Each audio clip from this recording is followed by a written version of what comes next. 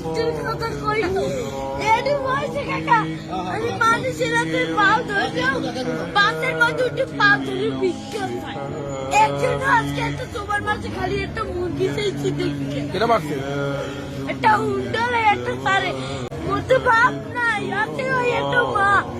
আমরা তো পারি মানুষকে দোষারোপ করতে, দোষ দিতে, অথচ পুরো ঘটনা না জেনে অন্যকে দোষারোপ করা যে কতটা অন্যায় সেটা আমরা ভুলে যাই বারংবার। আমরা যা দেখি তা সবসময় সত্য হয় না। তুমি মিথ্যা কথা বলে মানুষের কাছ থেকে কেন টাকা নিয়েছো?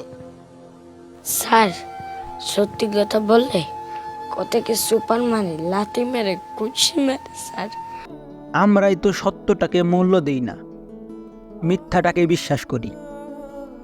আর আমি সত্যি কথা বললে আমার কেউ দেয় না।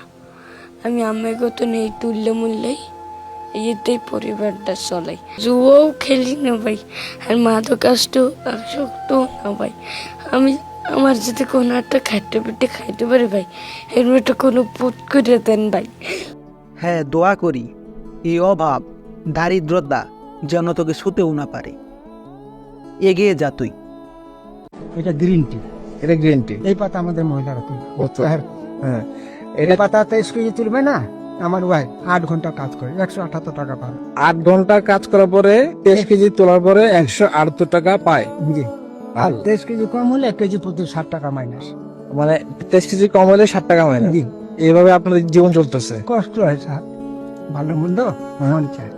এই যে ম্যাডাম সাহেব একটা কথা বলি, কিছু মনে নিবেন না। ম্যাডাম সাহেব যে 100 টাকা দিচ্ছেন না, আজকে 25 ডিসেম্বর না, আমার মা বলতেছিল একাডি কলা নিব বিস্কুট আর একটা লু বিস্কুট। মন চায়, মাছ মাংস আমাদের মন চায়। অথচ আজও তারা প্রতিশ্রুতি দেয় কেউ না খেয়ে থাকবে না, কেউ দরিদ্র থাকবে না, সবাই ন্যায় বিচার পাবে। অথচ তারা যে মিথ্যা প্রতিশ্রুতি দেয় ক্ষমতার জন্য, এটা আজ প্রমাণিত। মানুষ কখনো দামি হয় না।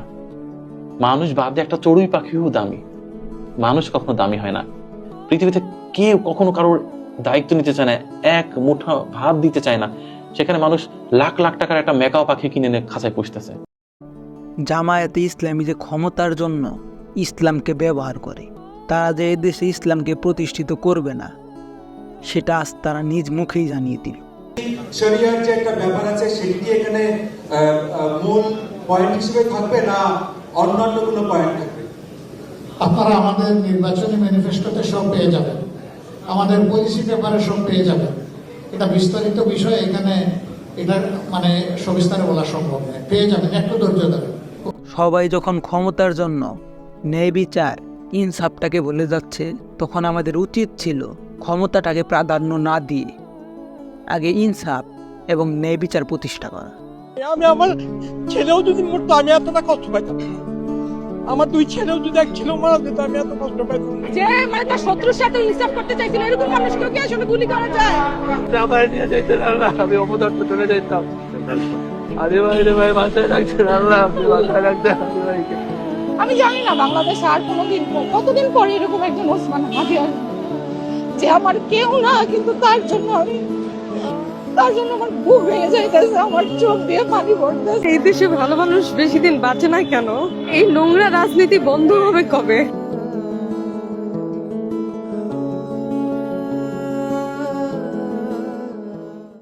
নির্বাচনের আগে বিচার নিশ্চিত করতে হবে, এরপর নির্বাচনের আগে কোনো নির্বাচন হবে না।